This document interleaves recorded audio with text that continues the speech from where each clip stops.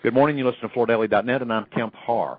This morning, my guest is Larry Jones, who's an investor advisor with J-Mish, and Paul Lieske, who is the president of J-Mish. Guys, good to be with you. You doing okay? We're doing great. Thanks, Kemp. It's good to be with you. It's kind of a somber time. We're calling each other here to talk about a great man in this business, probably the master of carpet product development, Jack Mishkin, who passed away last week, and his funeral was on Monday. And both of you guys knew him very well. Actually, both of you are involved now in J-Mish, the last company that he touched. You know, he was involved with his dad at Hollytex and then co-started Bentley, and then you guys both knew him very well at Monterey. And then, of course, you know him here with J-Mish. So I thought maybe the best way to get some insight from you guys and have you talk a little bit about Jack, if you just tell us a little bit about how you pass crossed and then some of your fondest memories of Jack. And Larry, why don't you start with us? Be happy to. I first got to know Jack in the early part of 1980. I had transferred with DuPont to the West Coast to run the West Coast Carpet Fibers Group, and Bentley had just kicked into gear in the fourth quarter of 79. And, of course, they went on to become a very, very good customer of DuPont's. So you go back to that time, it was really my privilege to know Jack for some 35 years. First and foremost, good friends, he's a good customer, and then ultimately to work alongside of him at Monterey Carpets. And when you talk about Jack and his contribution, and you look at what he accomplished at Bentley and the footprint that he had there, he was really a pioneer and an innovator in the truest sense of the word. You talk to anyone in the carpet industry, and they will tell you that. He had a fine eye for design. He had an uncanny ability to incorporate the technology of his day into the industry's leading products, award-winning products, and at the same time, timeless products. I like to think of him as the artisan camp of his time. And so I was a supplier to Jack in the 80s, and when I went on to start Monterey in 1998 with Kevin Allen, Jack joined us soon after that and became a very integral and inspirational part of the leadership team at Monterey, and really embodied the philosophy that good in product design wasn't good enough. Only the best was good enough. So this whole creed of the best really became incorporated into the way Monterey did business. And we had a very successful run, principally in the decade of the 90s. You know, there's so much to his legacy that he's left. But one of the things that struck me is the design team that he built at Monterey and led at Monterey really became the design leaders of our industry. Most of those that worked under Jack have gone on to scale the heights at other companies. Three come to mind, Mannington, Loyalty, and Bentley. And so I think that speaks volumes not only about his unique contribution, but what he was able to build underneath him. Jack and I just developed from that partnership a very, very strong relationship, and it became very personal for the two of us. Actually, I know that because I heard that one of the first calls that Nancy made after he passed away was to you, so you must have been a dear friend. And I also heard that you were part of the eulogy team on Monday, so I know you guys were really close.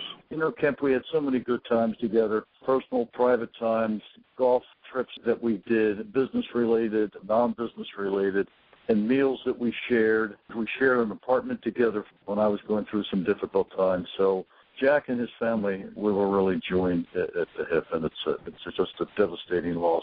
His life was cut short. He's a very, very, very young man, still full of young ideas, great ideas. But at this point, he's out of pain, and we're thankful for that. You know, a couple characteristics that we definitely need to point out about Jack, you've already hit on a little bit, but his sense of humor, but also his integrity. I mean, you know, he was one of those guys that his word was iron. You know, I got that from one of the first times I met him. The kind of character that you really want to do business with. And just as a follow-up to that, Ken, there are some products that he designed and we built as a company that went down on the floor. I can tell you one. There's one in the church that I attend right now that's been down on the floor for 15 years, and that product looks almost as good as new. So as good as he was in the design end, he could build great products that lasted as well. I heard a story one time where he went into a tufting room and the product wasn't making what he had hoped to create, and he grabbed a wrench and jumped up onto the machine and adjusted it and popped back out, and it did exactly what he wanted it to do. So he really understood how the equipment worked, didn't he? Yeah, I wasn't there, but I believe it. Yeah, yeah.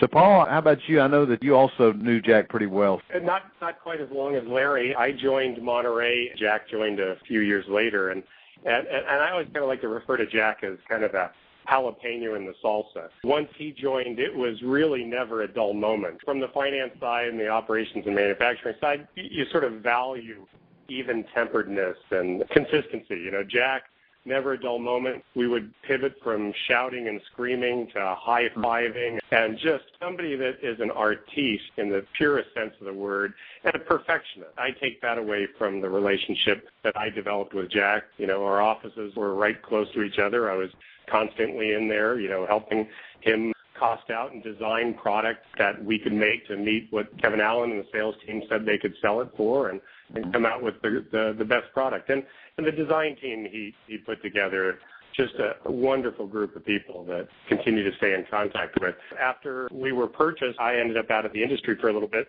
but Jack, years ago, called me back up and said, you know, we had this high-end woolen testing operation in Georgia, and could I take a look and help him out? We kept in touch after the Monterey days, so flew back there, and unfortunately a few months after that is when he was diagnosed with the mesothelioma.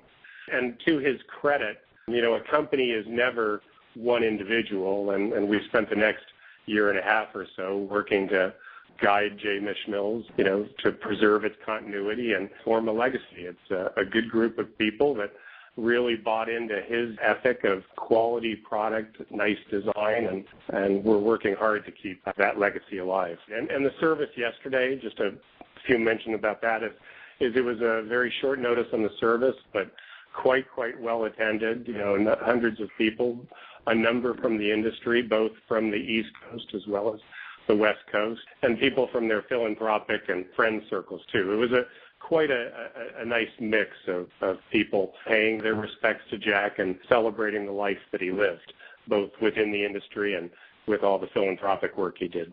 And I guess his two children, Mark and Lauren, have ended up being somewhat artistic themselves. Yeah, they are. At the moment, they're in pursuit of somewhat different careers, but you can see that DNA has been strongly implanted there, and, you know, who knows where their careers will go. But they're both professionals, well-educated, and families, and enjoying great starts to their career, and certainly got a very strong artistic strain as well. All right, guys. Well, I appreciate you spending time with us here to honor Jack Mishkin, who died last week of mesothelioma, 67 years old, a great legacy in this business. Again, we've been talking to Larry Jones, an investor, advisor, and dear friend, and Paul Lieske, who's taken over now with J-Mish, and you've been listening to Kemp Harr and FloorDaily.net.